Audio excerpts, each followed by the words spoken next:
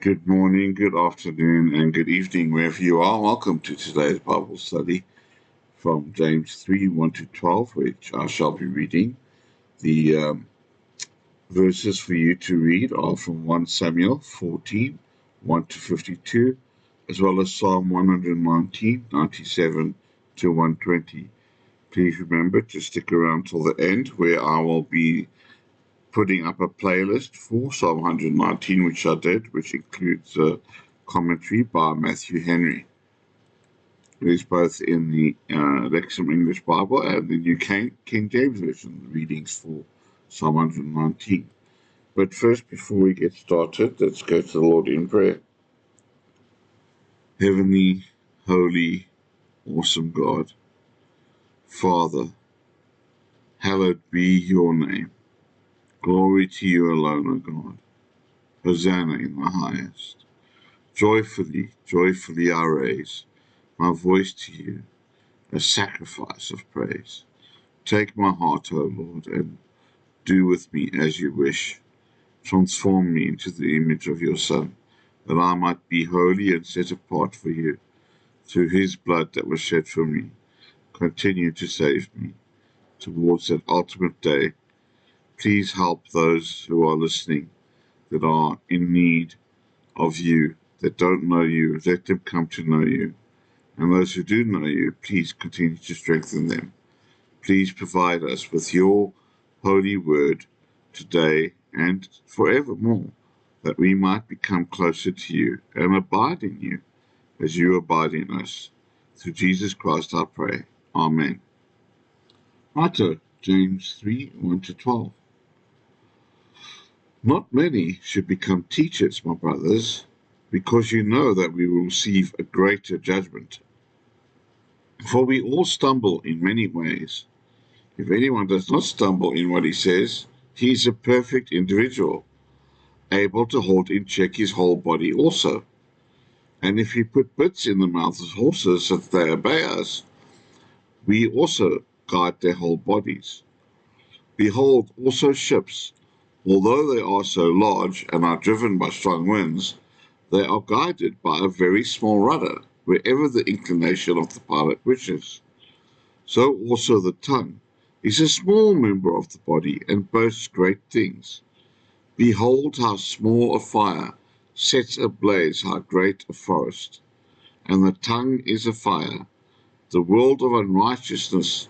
The tongue is set among our members, defiling the whole body and setting on fire the course of human existence, being set on fire by hell. For every species of animals and birds, of reptiles and sea creatures, is being tamed and has been tamed by the human species, but no human being is able to tame the tongue. It is a restless evil, full of deadly poison. With it we bless the Lord and Father, and with it we curse people who are made in the likeness of God. From the same mouth come blessing and cursing. My brothers, these things ought not to be so. A spring does not pour forth from the same opening fresh and bitter water, does it? A fig tree is not able, my brothers, to produce olives, or a grapevine figs. Neither can a saltwater spring produce fresh water. So pretty standard, very easy to understand bit of verse there. Bridle your tongue. Keep your tongue under control. Anyway, our topic, recasting faith. Faith is often cast as a type of intellectual pursuit. It's something our minds rise up to, conform to, or simply agree with. But in the Bible, faith is often portrayed as rather mystical.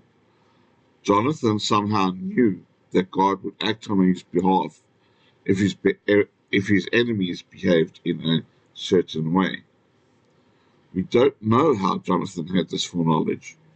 Prayer seems to be the only explanation for it. But we recognize that Jonathan had tremendous faith. Who else would take on a garrison of 20 men, armed with only one armor bearer and a hunch? Clearly, God was at work.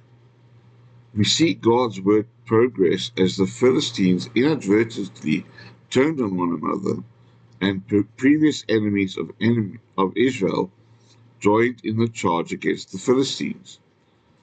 Jonathan's simple act of faith served as the catalyst for victory. If he had analyzed his inclination and pursued faith without mystery, the Israelites likely would have failed in their campaign against the Philistines. Yet the real testimony of faith in this account belongs to the armor bearer. After hearing Jonathan's plan, the armor bearer said, "Do all that is in your heart. Do as you wish. Be, behold, I am with you, heart and soul." While the armor bearer was obligated to follow the king's son on pain of death, when faced with what appeared to be inevitable death, he could have played his odds by saying no. This scene tells us more about Jonathan. He was known for his faith in God, so much so that his armor bearer took him at his word. Often wonder what makes a man heroic and others forever loyal to him. In Jonathan, we find the answer: a history of God working through your life and a dedication to follow the mystery of God's work among us, no matter what stands against us. Is your faith primarily intellectual, or is it grounded in the mystery of God? How can you bring more of God's mystical work into your life? Thank you very much for coming along. Don't forget to check out that Psalm 119 playlist. Don't forget also to like, subscribe, and share the word so we can share the word.